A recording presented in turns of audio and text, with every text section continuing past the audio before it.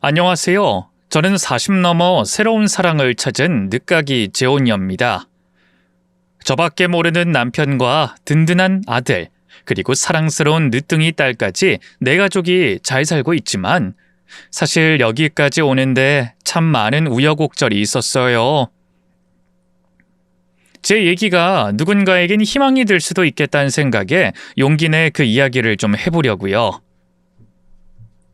글솜씨 없는 아줌마지만 잘 부탁드려요. 저는 24살 꽃다운 나이에 첫 번째 결혼을 했어요. 첫 남편은 식당에서 알바하다 만난 손님이었는데요. 절 보자마자 반해버렸다면서 얼마나 쫓아다녔는지 몰라요. 눈에 띄게 잘생긴 것도 돈이 많은 것도 아닌 평범한 남자였지만 어딘가 사람을 설레게 하는 구석이 있었달까요?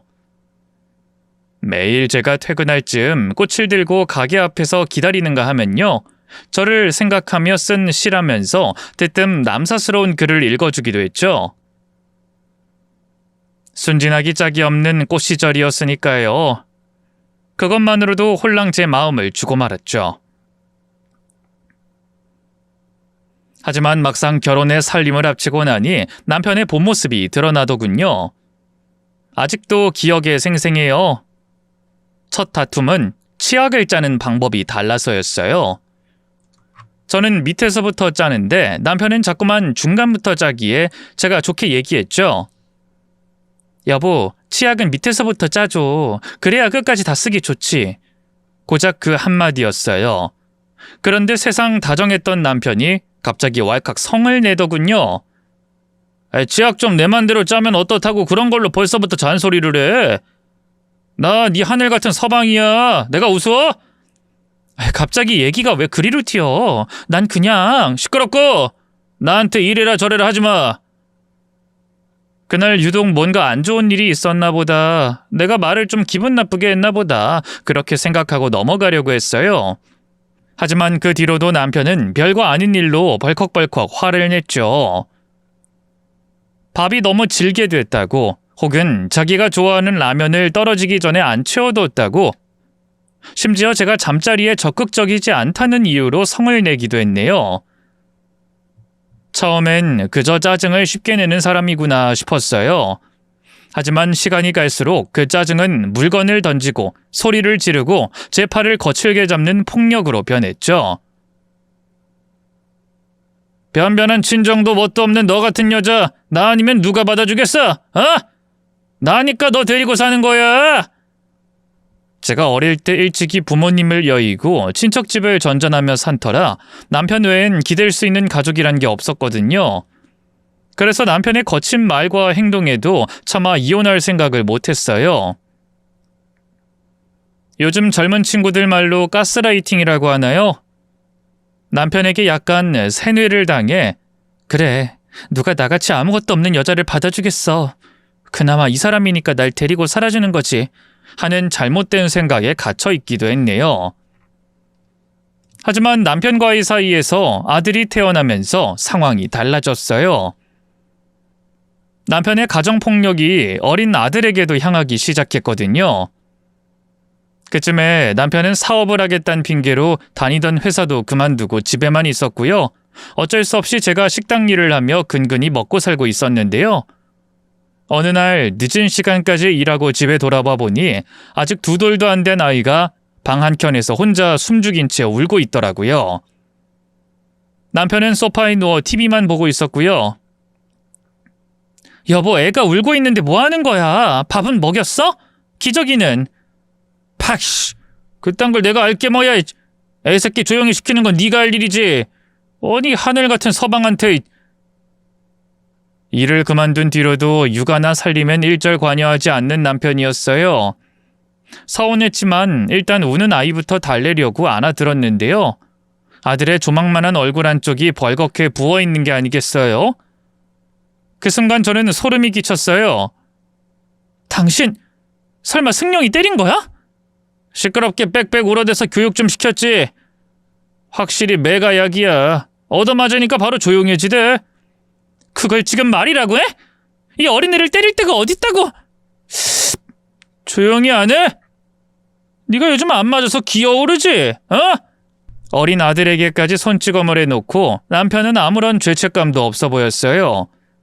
하지만 그런 남편보다 더 싫었던 건 남편의 협박 앞에서 더는 아무 말도 못한 채 뒤돌아선 저였네요. 그날 밤 아들을 품에 안고 얼마나 울었는지 몰라요. 남편 같은 사람을 아빠로 두고 우리 승용이가 잘 자랄 수 있을까? 아니, 잘 자랄 수 있을 리가 없지. 도망치자.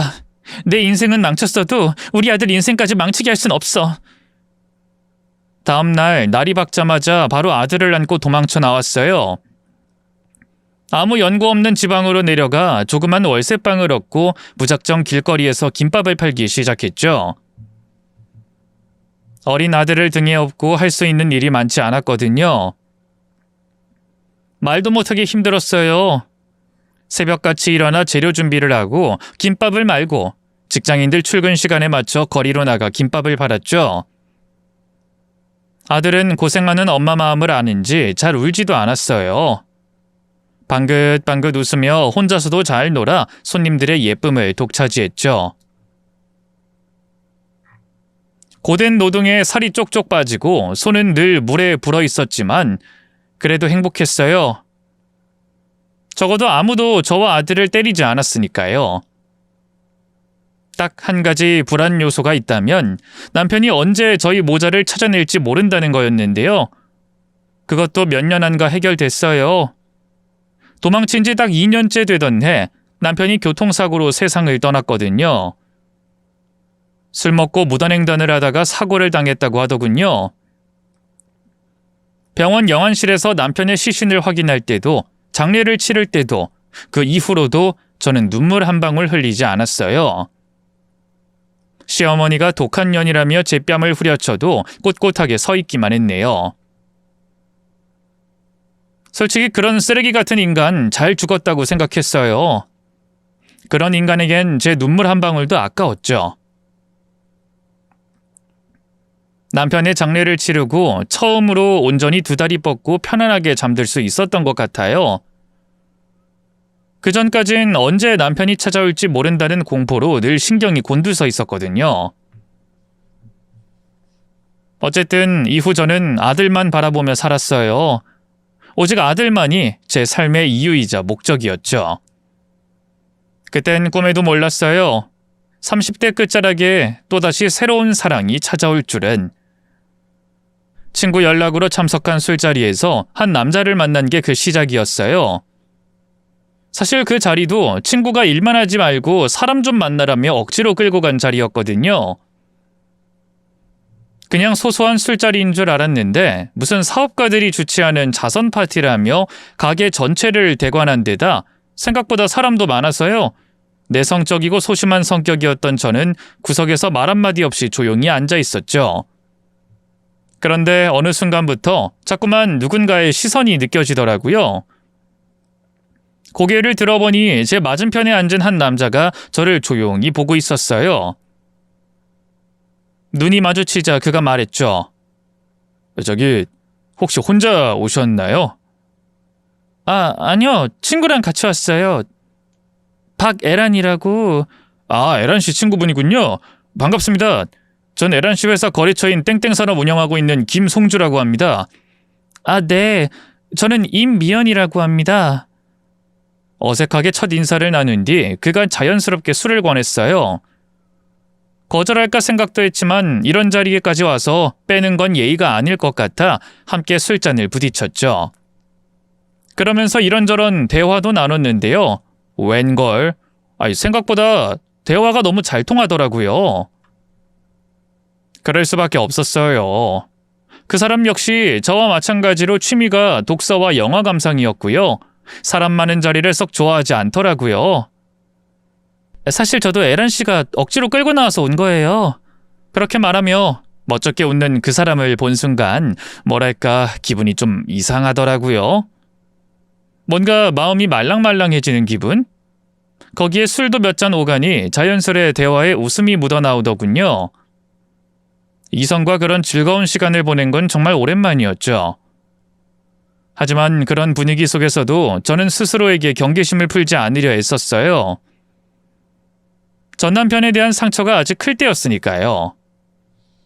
그래서 자리를 정리하며 그 사람이 조심스럽게 연락처를 물었을 때도 저는 한사코 거절했죠.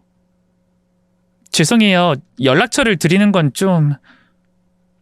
혹시라도 그 사람이 기분 나빠하지 않을까 걱정했는데요. 그 사람은 그런 기색을 보이긴커녕 오히려 조용히 웃더라고요. 괜찮습니다. 제가 너무 부담스럽게 군 것 같네요. 전 그냥 미연 씨랑 대화가 너무 잘 통해서 마치 오래 만난 친구같이 편하더라고요. 순간 뒷목이 뜨거워졌어요. 저한테 이성적인 관심이 있어서 연락처를 물어본 것도 아닌데 괜히 제가 오버했나 싶어서 말이죠. 그래서 황급히 입을 열었어요. 아니에요. 저도 성주 씨랑 대화하면서 정말 즐거웠어요. 괜찮다면 제 번호 드릴게요. 다음에 에란이랑 같이 또 만나요. 저야 좋죠. 이후 저는 종종 그 사람과 만남을 가졌어요. 사실 그쯤 다른 일을 준비하고 있었기 때문에 잠잘 시간까지 줄일 정도로 바쁜 상황이었는데 그래도 어떻게든 짬을 내서 친구들과 다 같이 보기도 했고요. 단둘이 보기도 했죠. 주로 영화를 보거나 맛집이나 술집을 찾아다니곤 했는데요. 어느 순간부터 그 사람이 점점 남자로 보이기 시작했죠. 그의 말투, 눈빛, 다정한 배려. 전에는 의식하지 못했던 사소한 것들이 하나하나 마음을 두드렸죠. 특히나 영화를 본 뒤 늦은 밤 골목길을 나란히 걸을 때면 그렇게 설렐 수가 없었어요. 살짝 앞서 걷다가도 돌아봐주고 추운 겨울엔 손이 시려 보인다며 장갑 한 짝을 건네기도 했죠. 혼자 지난 겨울을 오래 견뎌왔기 때문일까요? 어찌 보면 별거 아니라 할 수 있는 그 작은 온기들이 자꾸만 마음을 건드리더군요. 하지만 그럴수록 불안한 마음도 컸어요. 이 사람이 혹시 내 감정을 알게 되면 부담스러워하지 않을까? 또 누군가에게 마음을 주는 게 과연 괜찮은 일일까? 아무래도 아들이 눈에 밟힐 수밖에 없었거든요. 그 전까지 제 인생의 오롯한 중심은 오직 아들이었기 때문에 엄마로서의 책임감이 어깨를 무겁게 짓눌렀죠.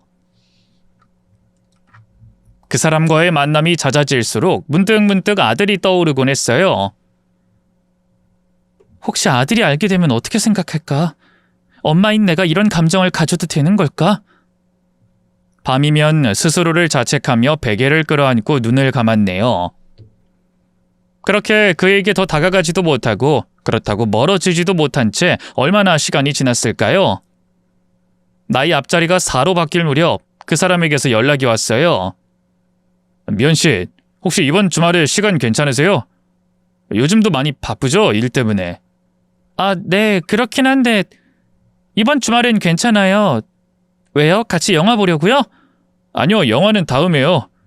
그보단 미연 씨랑 조용한 데 가서 산책도 하고 이야기도 좀 더 나누고 싶어서요. 서울 근교에 좋은 데 알아놨어요. 혼자 가긴 아까운 곳이거든요. 그 사람의 말에 순간 가슴이 두근거렸어요.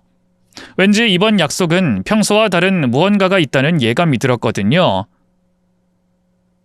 그래서 만나야 할지 말아야 할지 더 망설여졌지만 결국 저는 조심스럽게 고개를 끄덕였죠. 약속 당일, 그는 평소보다 더 신경 쓴 듯한 옷차림으로 나타났어요. 차 안에서 흐르는 잔잔한 음악, 창밖으로 스쳐 지나가는 실록의 풍경, 그리고 서로 말없이 미소 짓던 그 순간들이 아직도 기억에 생생해요.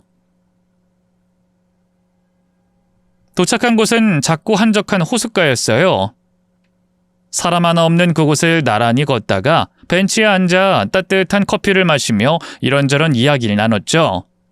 그러다 문득 그 사람이 한껏 긴장된 표정으로 조심스럽게 말을 꺼냈어요. 미연 씨, 제가 이런 말을 해도 되는지 모르겠지만 저 미연 씨 좋아합니다. 사실 처음 만난 날부터 계속 좋아했어요. 그동안엔 미연 씨가 부담스러워할까봐 제 마음을 숨겼지만 더는 괴로워서요. 그의 고백에 제 가슴은 쿵 하고 내려앉았어요. 내가 좋아하는 사람이 날 좋아하고 있다니. 꿈 같은 일이었지만 한편으론 두렵기도 했어요. 그동안 애써 눌러왔던 감정이 그의 한마디에 쏟아질 것만 같았거든요. 그래서 저는 한참을 말없이 고개만 숙인 채 앉아 있었어요. 그리고 마침내 입을 열었죠. 아시잖아요. 전 한 번 결혼했던 사람이고 자식도 있는걸요. 그런 건 제게 중요하지 않아요. 그런 걸 신경 썼으면 이렇게 제 마음을 고백하지도 않았을 겁니다. 그냥 다른 거 다 따지지 말고 미연 씨의 마음을 솔직하게 얘기해줘요. 제 착각일지도 모르지만 전 미연 씨도 제게 호감이 있다고 생각하거든요. 아닌가요? 그 조심스러운 물음에 저는 제 마음을 감출 수가 없었어요. 맞아요. 저도 송주 씨 좋아해요. 하지만 겁이 나요. 누군가를 다시 좋아하게 되는 게. 그러자 그 사람이 제 손등을 살짝 감싸주며 말했어요. 그럼 우리 아주 천천히 시작해요. 미연 씨가 아픔이 많은 사람이라는 건 알고 있어요. 제가 그걸 치료해주고 싶어요. 그 사람이 천천히 제 쪽으로 얼굴을 내렸어요. 더는 거부할 수가 없더군요. 입술이 맞닿는 순간 깨달아 버렸거든요. 전 이미 그 사람을 마음 깊이 사랑하게 됐다는 걸. 다행히 제 걱정과는 달리 아들은 제가 다시 누군가를 사랑하게 된 걸 진심으로 축하해줬어요. 저기 승용아, 송주 아저씨 알지? 엄마가 송주 아저씨랑 만나는 거 어떻게 생각해? 그 단순한 친구 사이가 아니라 남녀 사이로. 조심스럽게 말을 꺼내는 절 보면서 아들은 처음엔 놀랐는지 눈을 동그랗게 떴는데요. 이내식 웃으며 그러더라고요. 뭐야, 그거 말하는데 왜 그렇게 눈치를 봐? 내가 옛날부터 엄마 진작 남자친구 좀 사귀라고 했잖아. 아들이 그렇게 말하니 기쁘면서도 여전히 마음 한구석이 불안하더라고요. 승용아, 사실 엄마는 잘 모르겠어. 이렇게 새로운 사람을 또 만나도 되는 건지. 엄마, 이제 엄마도 좀 행복해지면 안 돼? 나 다 컸고 엄마 고생하는 거 많이 봤으니까 송주 아저씨만 진짜 괜찮은 분이면 난 좋아. 그러니까 엄마도 내 생각만 하지 말고 용기 냈으면 좋겠어. 난 언제나 엄마 편이니까. 그 말에 얼마나 눈물이 나던지 아들 하나는 참 잘 낳았다 생각했네요. 그렇게 아들의 응원에 힘입어 전 그 사람과 본격적으로 감정을 키워나갔어요. 사귈수록 그 사람에 대한 믿음과 애정이 점점 더 깊어졌죠. 자상한 말투, 여유로운 성격, 저희 아들까지 살뜰히 챙기는 그 사람의 모습은 제가 상상도 못한 가족의 온기를 조금씩 일깨워줬죠. 그 사람도 그랬던 걸까요? 만난 지 1년쯤 됐을 무렵 그가 먼저 조심스럽게 청혼을 해왔어요. 미연씨, 우리 이제 같이 살면 안 될까요? 나 이제 당신이랑 승용이하고 가족이 되고 싶어요. 진지한 표정으로 반지를 내미는 그 사람 앞에서 저는 아무 말도 못하고 한참을 울기만 했어요. 기쁨의 눈물이었죠. 한 가지 걱정이 있다면 예비 시부모님의 반응이었어요. 그 사람은 총각이었던 반면 전 한번 이혼한 데다 아들까지 있는 몸이니까 당연히 반대가 클 거라 생각해 마음 졸였죠. 그 사람은 자기 부모님을 믿으라며 절대 그런 분들 아니라고 했지만 도무지 믿음이 가지 않더라고요. 하지만 웬걸 막상 인사를 드리러 가니 걱정한 게 무색할 만큼 따뜻하게 반겨주시더군요. 윗물이 맑아야 아랫물이 맑다고 남자친구가 어떻게 그렇게 올곧고 따뜻한 사람으로 자랐는지 이해가 되더라고요. 특히 시어머니는 제 손을 꼭 잡고 그러시더군요. 우리 송주가 데려온 여자니 어련히 좋은 여자일까. 앞으로 한 가족이 될 사이니 자주 보자꾸나. 잘 부탁한다. 저야말로 잘 부탁드려요, 어머님. 그래, 아들이 하나 있다고? 네, 지금 중학생인데 남편 먼저 보내고 혼자 살면서 애 키우느라 참 애썼겠구나. 아니에요. 그저 제가 면목이 없네요. 애까지 달린 몸으로 송주 씨와. 그러자 예비 시어머니가 짐짓 단호한 표정으로 말씀하셨어요. 아이 있는 게 흠도 아닌데 무슨 그런 말을 해. 사람이 살다 보면 누구나 아픔을 겪는 건데. 중요한 건 그 아픔을 이겨내고 지금 어떤 사람으로 살아가고 있는 거 아니겠니?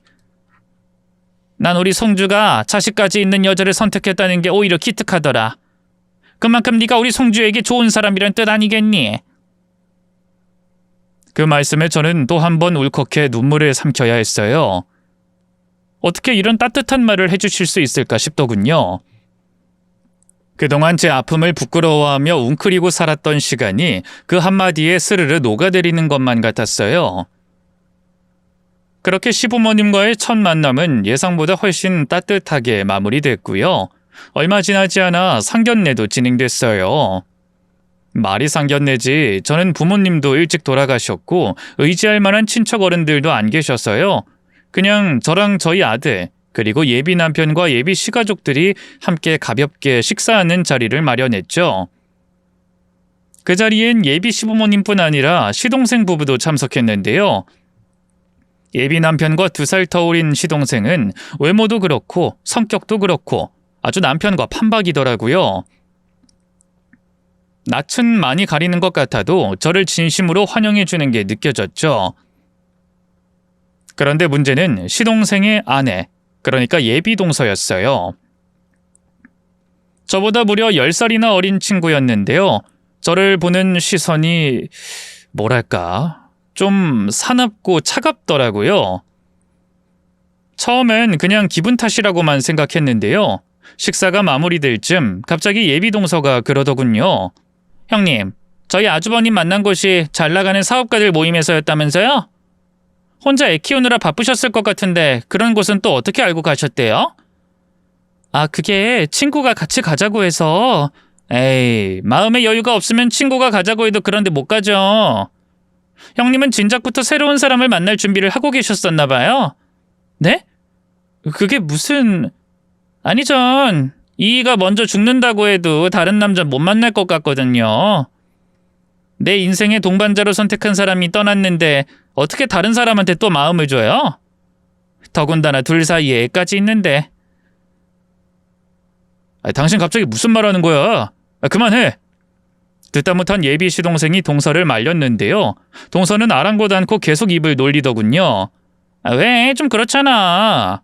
우리 아주버님이야 총각이니까 뭐라 할 사람 없지만 형님은 사별하고 자식까지 있는 상황에서 좀 서둘러 결정하신 건 아닌가 싶어서요. 뭐 요즘 세상에 재혼이 흠은 아니지만요. 동서의 그 뻔뻔한 말에 식탁 분위기가 싸늘하게 얼어붙었어요. 저도 순간 당황해서 아무 말도 못하고 있었는데요. 그때 예비 시어머니가 조용히 물잔을 내려놓고 입을 열더군요. 아가, 말은 뱉기 전에 2번 생각하라고 했지. 생각 없이 한 말이 남의 가슴에 칼로 박히면 결국엔 다 업보로 돌아오게 되어 있다. 네가 뭔데 사람 인생을 그렇게 쉽게 재단해? 그리고 이어서 예비 남편 또한 단호한 목소리로 말했죠. 제가 어떤 사람을 선택했든 그건 제 일입니다. 더 이상 이 사람 불편하게 하면 저도 가만히 있지 않을 겁니다, 재수씨. 이제 결혼하면 이 사람이 재수씨 손윗사람 되는 건데 예의를 지켜주세요. 아니 다들 내가 뭘 어쨌다고 그래요. 알겠어요. 조용히 있으면 되잖아요. 아니요. 이 사람한테 무례하게 군 것 확실하게 사과하세요. 예비 남편의 말에 동서가 억울하다는 듯이 절 쳐다봤어요. 잠시 망설이는가 싶더니 이내 꾸벅 고개를 숙이더군요. 죄송해요. 전 그냥 걱정돼서 한 말인데 기분 나쁘셨다면 사과드릴게요. 하지만 사과의 말과 달리 여전히 눈빛은 날카롭게 날이 서 있었는데요. 그날 저는 확신했어요. 결혼은 순조롭게 진행될지 몰라도 예비 동서와의 관계는 쉽지 않겠구나 하고 말이죠. 그래도 걱정했던 것과 달리 결혼 후 동서와 부딪힐 일은 많지 않았어요. 동서는 시부모님과 함께 살았지만 저는 남편 회사 근처에 따로 신혼살림을 차렸거든요. 하지만 시어머니가 갑작스럽게 암투병을 하시면서 상황이 달라졌어요. 아무래도 남편이 시어머니 걱정을 많이 해서요. 제가 먼저 시댁으로 들어가 같이 살자 했거든요. 때마침 아들도 좋은 기회가 생겨 미국으로 유학을 간 상황이기도 했고요. 합가 초반엔 그럭저럭 무난하게 지내는 듯 했어요. 안 그래도 시어머니가 병원에 있는데 며느리들끼리 싸우면 모양새가 좋지 않잖아요. 그래서 동서를 대할 때 일부러 더 조심스럽게 행동했죠. 굳이 갈등을 만들 필요는 없으니까요. 먼저 말도 살갑게 붙이고 회사를 다니는 동서 대신 집안일도 도맡아 했죠. 그뿐인가요? 시어머니 약 드실 시간이나 병원 예약 같은 것도 나서서 챙겼네요. 하지만 그게 오히려 만만하게 여겨졌던 걸까요? 시간이 흐를수록 동서의 본색이 하나씩 드러나더군요. 처음엔 슬쩍슬쩍 제 나이를 갖고 꼽을 주더라고요. 형님은 피부 관리 안 하세요? 여자는 40 넘으면 여자로서 끝이라던데. 괜찮은 피부과 좀 알아봐 드릴까요? 아니, 난 괜찮아. 나이 먹을수록 주름 생기고 처지는 게 당연한 건데 뭘. 에이, 그러지 말고 피부과 가서 케어 좀 받으세요, 형님. 전 아직 관리할 나이는 아닌데 형님은 지금부터라도 관리 시작하셔야죠. 안 그럼 진짜 돌아올 수 없는 강을 건너시게 될걸요? 동서는 그렇게 말하며 의미심장하게 웃었어요. 누가 봐도 빈정거리는 게 분명했지만 전 그냥 대수롭지 않게 넘겼어요. 기분이 나쁘기보단 그런 동서가 유치하고 어리게 보이기만 했거든요. 하지만 그 뒤로도 비슷한 일들이 이어졌죠. 어머 형님, 새치가 너무 많은데 염색 좀 하세요. 아주머님하고 같이 있으면 형님이 너무 나이 들어 보여요. 그 옷은 어디서 사신 거예요? 좀 노티 나는데. 형님 연배보다 10살은 더 들어 보여요. 저도 사람인데 동서의 빈정거림이 계속 반복되니 점점 기분이 상하더라고요. 그뿐만이 아니었어요. 동서는 직장인이었고 원래 집안일은 시어머니가 도맡아 해왔는데요. 시어머니가 아프신 틈을 타서 저를 당연하다는 듯이 부려먹더라고요. 본인은 삼시세끼 밥상 차리는 거 하며 집안 청소하며 일절 손대지 않았죠. 심지어 시가족들이 보는 앞에서는 열심히 일도 살림도 병행하는 척 싹싹하게 굴다가요. 막상 저랑 단둘이 있을 땐 돌변했죠. 형님, 오늘 저녁엔 갈비찜 좀 해주실래요? 어머님이 드시고 싶다던데. 갈비찜을? 네. 저도 도와드리고 싶은데 전 회사를 다니니 짬이 나야 말이죠. 부탁드려요. 동서도 아니고 시어머니가 먹고 싶다 했으니 어쩔 수 없이 급하게 장을 받아 갈비찜을 만들었는데요. 그럼 정작 시어머니는 본인은 그런 말을 한 적이 없다고 하셨어요. 어머, 제가 착각했나 봐요. 요즘 일 때문에 정신이 없어서. 이해해 주세요, 형님. 그렇게 쏙 치고 빠지는데 어찌나 얄밉던지요. 또 한 번은 종일 반찬을 만들어 냉장고에 쟁여둔 적이 있는데요. 그걸 싹 다 실수인 양 버려버리질 않나.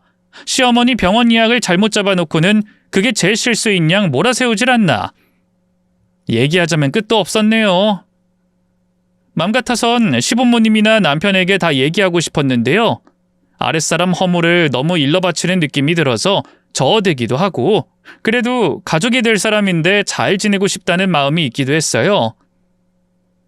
하지만 이 사람 마음이란 게 한계가 있는 법이잖아요. 동서의 속내를 뻔히 아는데도 계속 참고만 있는 게 점점 제 자신을 갉아먹더라고요. 내가 이 나이에 왜 이런 꼴을 당하고 살아야 하나? 점점 그런 생각이 들기 시작했죠. 그러던 어느 날 기어이 사달이 나고 말았어요. 그쯤 시어머니께서 암이 재발해 병원에 다시 입원을 하게 됐는데요. 당연히 제가 병고안을 하려고 했는데 시아버지가 자신이 회사를 잠시 쉬면서 병간호를 도맡겠다 하시더라고요. 틈틈이 시이모님도 돕겠다 하셨고요. 아무래도 시어머니도 며느리인 저보단 시아버지와 시이모님을 더 편애하시는 것 같아 더 고집을 부리지 못했죠. 그런데 또 하필이면 남편도 길게 해외 출장이 잡혀서요. 자연히 저 혼자 시댁의 시동생 그리고 동서와 셋이 남게 됐는데요. 그 틈을 타 또 뭔가 괴롭히려 들지 않을까 긴장했는데 웬걸 동서가 제게 뜬금없는 부탁을 하더군요. 저기 형님, 제가 그동안 시댁살이 하면서 친구들을 한 번도 집에 초대한 적이 없어서요. 다들 저 어떻게 사는지 궁금하다고 해서 이번에 친구들 불러서 집들이 할까 하는데 괜찮으실까요? 어머님, 아버님은 괜찮다고 하셨어요. 아, 그래? 두 분이 괜찮다고 하셨으면 나야 뭐. 나 있으면 아무래도 불편하겠지? 언제로 할 거야? 날짜 잡으면 내가 피해줄게. 그러자 동서가 황급히 고개를 가로저었어요. 아니에요. 불편하다니요. 그렇지 않아요. 오히려 형님의 도움이 좀 필요하다고나 할까요? 내 도움이라니? 아시잖아요. 저 요리 젬병인 거. 근데 모처럼 만에 하는 집들인데 친구들한테 배달 음식 같은 거 먹이고 싶지도 않거든요. 형님이 좀 도와주시면 안 될까요? 지금 나더러 동서 친구들 집들이 음식을 만들려는 거야? 아니요. 주말이니까 저도 당연히 음식 장만할 건데요. 저 혼자선 힘에 부치고 요리도 잘 못하니까 형님이 옆에서 도와주십사 부탁드리는 거죠. 제발요, 형님. 네? 동서가 평소 예쁜 짓을 좀 했으면 몰라요. 제가 그 부탁이 들어주고 싶었겠어요? 제 표정에서 그걸 읽었는지 갑자기 동서가 눈물을 글썽이며 한결 더 애절한 목소리로 입을 열었어요. 그동안 제가 형님한테 못되게 굴었던 거 알아요. 근데 저도 많이 반성하고 있어요. 제가 아직 많이 어리고 철이 없잖아요. 새 식구인 형님하고 어떻게 지내야 할지 솔직히 잘 몰랐던 것 같아요. 저도 결혼이 처음이니까 어리버리했고요. 똑같은 며느리 한 명이 더 생긴다니 괜히 긴장도 됐고. 근데 또 형님은 자꾸 잘해주시니까 오히려 괜히 더 경계하게 되고 괜한 말도 튀어나오게 되더라고요. 그치만 이젠 진심으로 잘 지내보고 싶어요. 형님은 괜찮으시다면요. 그렇게 말하며 눈시울을 붉히는데 순간 저도 좀 짠하더라고요. 이 사람이란 게 참 간사해서 사과 한마디에 마음이 속절없이 흔들리더군요. 그래서 잠시 망설이다 고개를 끄덕였죠. 그래, 그렇게 말하니까 나도 그간 동서한테 서운했던 마음이 좀 풀린다. 그럼 이번 한 번만 도와줄게. 친구들이랑 좋은 시간 보내야지. 정말요? 감사합니다, 형님. 진짜 감사해요. 동서는 금방이라도 울 듯한 얼굴로 고개를 몇 번이고 끄덕였어요. 그때까지만 해도 전 그게 동서의 진심이라고 생각했는데요. 집들이 전날 밤 동서가 갑자기 그러더군요. 어떡하죠, 형님? 저 내일 갑자기 출근하게 됐어요. 뭐? 주말인데? 네, 거래처 보낼 물건에 오늘 갑자기 하자가 발견되는 바람에. 그럼 집들이 미뤄야 하는 거 아니야? 이것 때문에 지방에서 올라오는 친구도 있어서 그건 좀 어려울 것 같아요. 제가 일 해결하고 최대한 빨리 갈 테니까 먼저 준비하고 계시면 안 될까요? 그래, 일단 알겠어. 이미 재료까지 장봐놨고 집들이 날인데 아무것도 안 차리면 제가 더 무안해질 것 같아 그냥 먼저 요리를 시작했어요. 동서가 부탁한 메뉴는 갈비찜, 잡채, 김말이, 버섯전, 각종 나물 등등 끝도 없었는데요. 명절 차례상도 이보단 간소하겠다 싶더라고요. 아침부터 종종거리며 재료를 다듬고 삶고 볶고 찌고 앞치마가 땀으로 흠뻑 젖어 금세 축축해졌죠. 금방 온다던 동서는 계속 일이 늦어진다고만 하다가 나중엔 아예 연락도 없었네요. 결국 혼자 집들이상을 다 차리고 나니 오후 5시였어요. 병원에서 일하는 시동생도 그날 당직이라 새벽이나 돼야 들어온다 했고요. 저 혼자 지친 몸을 이끌고 방으로 들어가 쉬고 있었는데요. 한 30분쯤 지났을까요? 초인종이 울리더니 동서가 친구들을 데리고 집에 들어왔어요. 하나같이 향수를 진하게 뿌리고 명품백을 어깨에 걸친 채 깔깔대며 들어서더군요. 어머, 집 너무 좋다. 야, 진숙이 너 시댁살이 한다 그래서 불쌍하다 했는데 이렇게 큰 집이면 오히려 부러운데? 맞아. 이런 대골 같은 집에서 난 언제 살아보니. 역시 의사 사모님은 다르긴 다르네. 근데 이분은 누구야? 한창 자기들끼리 떠들어대던 동서 친구들이 뒤늦게 어색하게 서 있는 절 보고 물었어요. 그러자 동서가 알만하지 않냐는 표정으로 그러더군요. 말했잖아. 요즘 형님네도 같이 지내고 있다고. 왜? 우리 아주버님하고 결혼한 그. 아, 너랑 10살 차이 난다던? 안녕하세요. 딱 봐도 동서가 평소 친구들에게 절 좋게 말한 느낌은 아니었어요. 그래도 예의는 지키자 싶어 음식들을 내오고 테이블을 차렸는데요. 동서 친구 중 하나가 농담처럼 말하더군요. 진숙인 진짜 좋겠다. 집에서 살림하는 형님 있으니 걱정 없겠어. 이렇게 집들이 음식도 다 챙겨주고. 아이, 그럼 좋지. 수고했어요, 형님. 필요한 거 있으면 부를 테니까 이만 올라가 보세요. 마치 아랫사람 대하듯 하는 말에 화를 낼 새도 없이 동서 친구들이 깔깔깔 웃음을 터뜨렸어요. 그리고는 선심 쓰듯 제 칭찬을 몇 마디 더 던지더군요. 거기서 차마 화를 낼 수는 없어 일단은 아무렇지 않은 척 위층으로 올라왔는데요. 모멸감에 기분이 썩 좋지 않더라고요. 그래서 동서 친구들이 가고 나면 한마디 해야겠다 단단히 벼르고 있었는데요. 자정이 가까워지도록 다들 갈 생각을 않는 것 같더군요. 결국 기다림에 지쳐 다시 아래층으로 내려가니 다들 여전히 부어라 마셔라 흥청망청 놀고 있었는데요. 제가 내려온 줄 몰랐는지 동서가 친구들에게 그러더군요. 우리 형님 말이야. 실제로 보니까 어때? 나이보다 더 늙어 보이지? 야, 우리랑 10살은 무슨 20살도 더 차이나 보이는데? 맞아. 그렇다고 그렇게 엄청 예쁜 것도 아닌데 너네 아주버님은 왜 저런 늙탱이 아줌마랑 결혼한 거니? 잘생기고 돈도 잘 벌잖아. 우리들 중에서도 너네 아주버님 노리는 애들 많았는데. 뻔하지 뭐. 육탄 공세. 애까지 있는 여자가 꺼릴 게 뭐가 있겠냐? 아주버님 앞에서 발가벗고 끼부리고 별짓을 다 했겠지. 아우 진짜 꽃뱀이 따로 없어. 집안 망신이라니까. 그거 아세요? 사람이 너무 화가 나면 시야가 아득해지고 숨이 안 쉬어지는 거. 한참 벽을 붙잡고 숨을 고르다 간신히 거실 한가운데로 몸을 밀고 들어가 동서 앞에 섰어요. 동서, 지금 뭐라고 했어? 그제야 동서가 흠칫 놀라 절 봤지만 곧 짐짓 아무렇지 않은 얼굴로 입을 열더군요. 어머 형님 들으셨구나? 그냥 농담이에요. 술이 들어간 데다 친구들도 있다 보니까 좀 흥이 올라서. 뭐?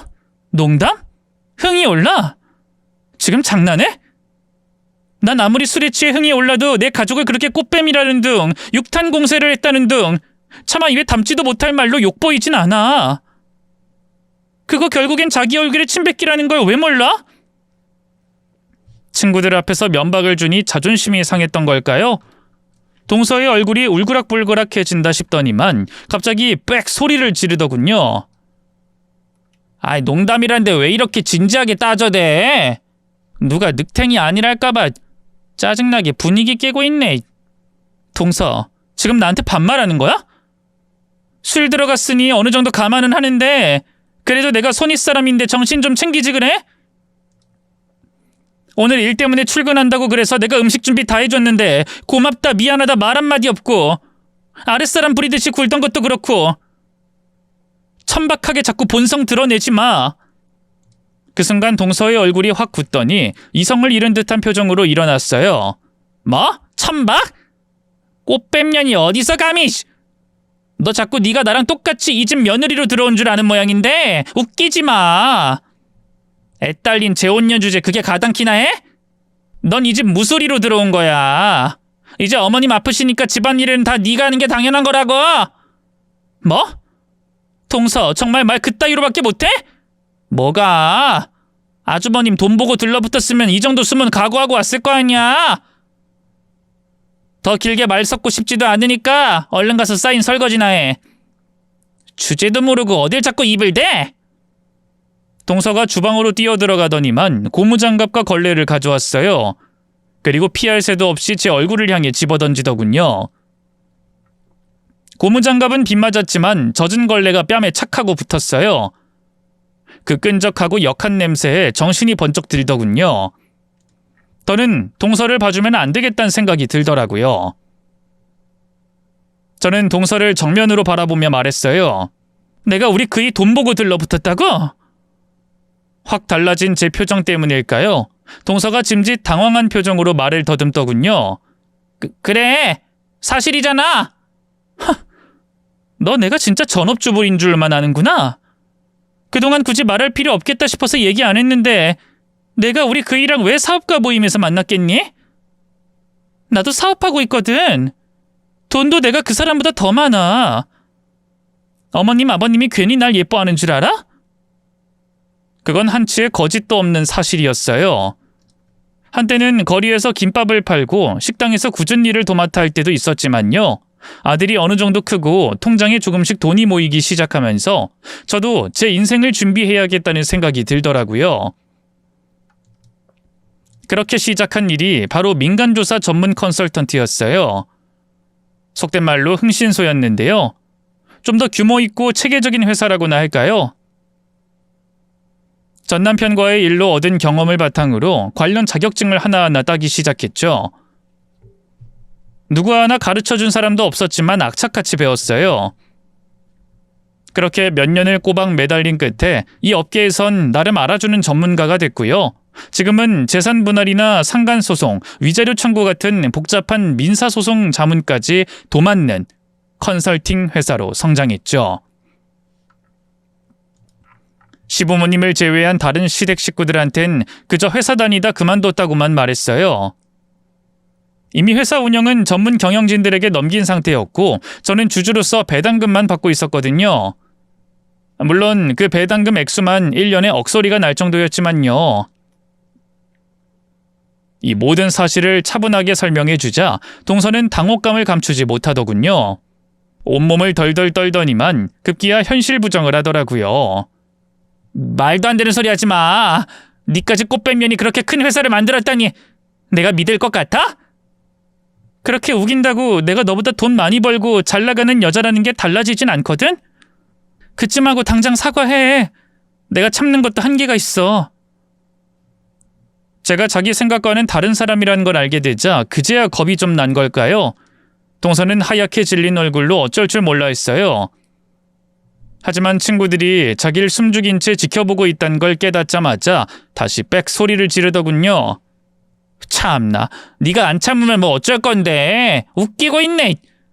그 순간 전 한치의 망설임도 없이 걸레를 집어 동서에게 똑같이 던졌고요. 동서의 이마에 걸레가 쫙 붙었어요. 그뿐인가요? 동서가 충격에 비틀거리는 사이 달려가 뺨까지 때렸네요. 넌 진짜 멍청하구나. 너같이 멍청한 년하고 대화를 시도했던 내가 어리석었지. 넌 사람 대접을 해줄 가치도 없는 년이야. 저는 연거푸 계속해서 동서의 뺨을 때리기 시작했고요. 술에 취한 동서는 비틀거리기만 할 뿐 제대로 피하지도 못했어요. 그 모습에 동서 친구들은 혼비백산해서 도망가기 시작했죠. 아, 형님 미쳤어요? 그만 때려요. 아프다고요. 동서는 악을 쓰며 버둥거렸지만 전 한치도 물러서지 않았어요. 고작 이 정도에 아프다고 징징댈 거야? 분명히 말했는데 먼저 선 넘은 건 너야. 네 그 악랄한 입으로 지금까지 나한테 뭐라고 했는지 잘 생각해봐. 그만 때려요. 그만! 급기야 동서는 아이처럼 엉엉 울기 시작했고요. 그대로 바닥에 주저앉아 엉금엉금 자기 방으로 기다시피 해 도망가기 시작했어요. 그 꼴이 어찌나 추하고 우습던지 일부러 크게 비웃어줬네요. 그날 이후 동서는 눈에 띄게 위축된 듯했어요. 저와 눈도 제대로 마주치지 못하더군요. 그런데도 자존심은 또 있어서 그런지 제가 자기보다 사회적으로나 경제적으로 잘난 사람이라는 걸 인정하고 싶지 않았나 봐요. 자기 친구들 앞에서 망신당한 게 분하고 원통하기도 했을 테고요. 아무것도 모르고 있던 시동생한테 제가 하는 일을 다 얘기하고요. 은근슬쩍 저를 헐뜯더군요. 당신도 몰랐지. 알았다면 아주버님 결혼 절대 반대했을 거야. 흥신소 같은 데서 사람 뒤쫓는 일이 무슨 떳떳한 직업이라고. 하지만 정작 시동생은 아무렇지도 않아 했어요. 물론 좀 놀라긴 했지만 정말 대단하시다면서 오히려 저를 추켜 세우더군요. 그게 동서 입장에선 더 배알이 꼴렸나 보죠. 시동생한테까지 빽 소리를 지르더군요. 대단하긴 뭐가 대단해. 그딴 일로 돈 벌어서 잘난 척하는 거 보면 진짜 꼴불견이거든? 에이, 형수가 언제 또 잘난 척했다고 그래. 요즘 세상에 형수 같은 여자가 어딨다고. 당신 정말 왜 그래? 난 형님만큼 못 버니까 지금 내 편 안 들어주는 거야? 뭐? 무슨 얘기가 그런 이상한 곳으로 튀어. 그런 거 아니거든. 아니긴 뭐가 아니야. 맞잖아. 그냥 솔직히 말해. 당신도 형님처럼 돈 잘 버는 여자 만나고 싶었다고. 아니라고 했지. 그만하자. 그만하긴 뭘 그만해? 급기야 열등감이 폭발한 동서 때문에 시동생네 부부는 자주 싸우기 시작했어요. 괜히 저 때문인 것 같아 마음이 불편하기도 했는데요. 그때까지만 해도 꿈에도 몰랐어요. 동서가 감추고 있던 어마어마한 비밀을 말이죠. 어느 날 회사 임원들과 점심 약속이 잡혀 오랜만에 회사에 나갔는데요. 문득 직원 책상 위에 놓인 서류 하나를 보고 두 눈을 의심할 수밖에 없었어요. 상간녀 소송 관련 상담건이었는데 제출된 증거자료들에 적힌 피고의 이름과 전화번호에서 이상한 기시감을 느꼈죠. 바로 동서의 개인정보와 똑같았거든요. 혹시나 해서 그 건을 더 자세히 살펴봤는데 세상에나 피고는 정말로 동서였어요. 시동생 모르게 같은 회사 유부남과 바람을 피우다가 그쪽 와이프한테 걸린 거였죠. 그 안엔 모텔 출입 사진, 상간남과 주고받은 SNS 메시지, 통장 송금 내역까지 고스란히 담겨 있었어요. 동서가 아이가 있는 가정을 무너뜨렸다는 피해자의 진술서까지 함께 말이죠. 처음엔 믿고 싶지 않았어요. 아무리 그동안 동서가 절 못살게 굴었다지만 설마 시동생을 배신하고 남의 가정을 파탄내는 짓을 할 정도로 비도덕적인 사람일 줄은 꿈에도 몰랐거든요. 하지만 저희 회사 직원들은 모두 유능했고 직원들이 찾은 증거자료는 너무나도 명확했어요. 충격도 잠시, 저는 곧 마음을 굳혔죠. 이런 짓을 하고도 시댁 식구들 앞에서 좋은 아내, 좋은 며느리인 척하는 동서를 용서할 수 없었거든요. 일단 동서를 불러 단둘이 마주 앉았죠. 준비한 서류를 꺼내 책상 위에 올려두고 물었어요. 우리 회사에 최근 들어온 상간녀 소송건인데 이게 누구 얘긴진 네가 제일 잘 알겠지? 동서는 서류를 들여다보는 순간 얼굴이 하얗게 질리더니 이내 와르르 무너지듯 울기 시작했어요. 형님, 한순간의 실수였어요. 그 남자가 먼저 꼬신 거고 전 계속 싫다고 했는데 술김에 그만. 진작에 정리했고요. 그쪽 와이프한테도 잘못했다고 싹싹 빌었어요. 잘만 하면 소송 취하해 줄 것 같다고요. 그러니까 제발 우리 그 이랑 어머님 아버님한테는 아무 말도 하지 말아주세요. 네?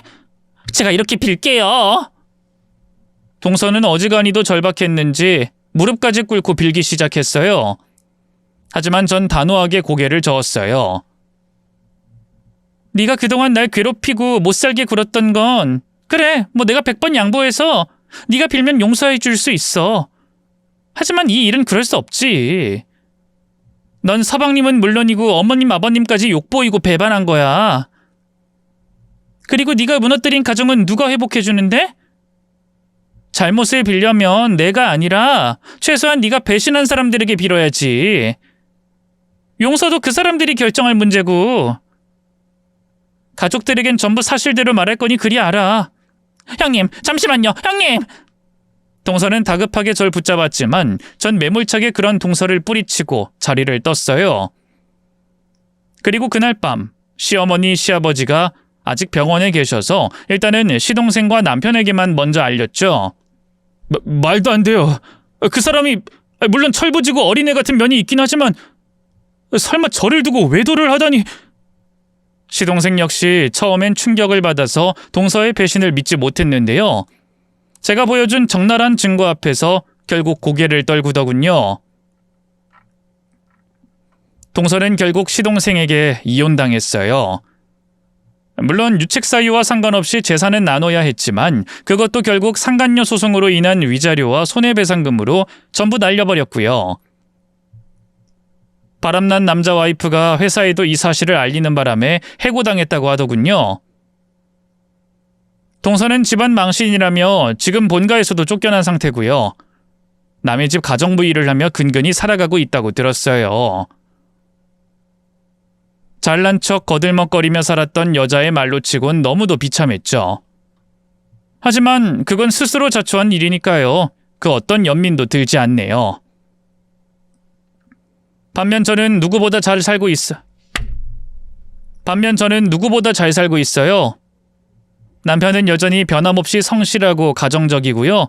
시어머니 역시 무사히 암을 이겨내고 완쾌하셨는데요. 제 덕분에 시동생 인생을 구했다고 저를 얼마나 잘 챙겨주시는지 몰라요. 지난번 제 생일엔 손수 생일상도 차려주셨는데요. 저 좋아하는 갈비찜 만나게 해주신다고 손수 마장동에 있는 고깃집까지 다녀오셨더라고요. 지난 날을 떠올릴 때면 참 아찔하고 힘들었던 기억도 많지만 지금의 저는 너무나 감사한 마음으로 하루하루를 살아가고 있어요. 다시는 사람을 믿을 수 없을 거라 생각했던 날도 있었는데 지금 이렇게 따뜻한 가족이 생길 줄 누가 알았겠어요? 사실 최근에 아들이 장가를 가면서 빈둥지 증후군이라고 하나요? 한동안 마음이 많이 힘들었거든요. 하지만 시부모님과 남편 덕분에 잘 이겨낼 수 있었어요. 또 부끄러운 얘기지만 늦둥이 딸도 하나 낳았어요. 뒤늦게 육아로 고군분투하고 있답니다. 이렇게 지난 날을 글로 옮겨 적고 나니 새삼 가족의 소중함이 더 사무치네요. 앞으로 더 식구들에게 잘해야겠다는 다짐으로 글을 마무리해봅니다.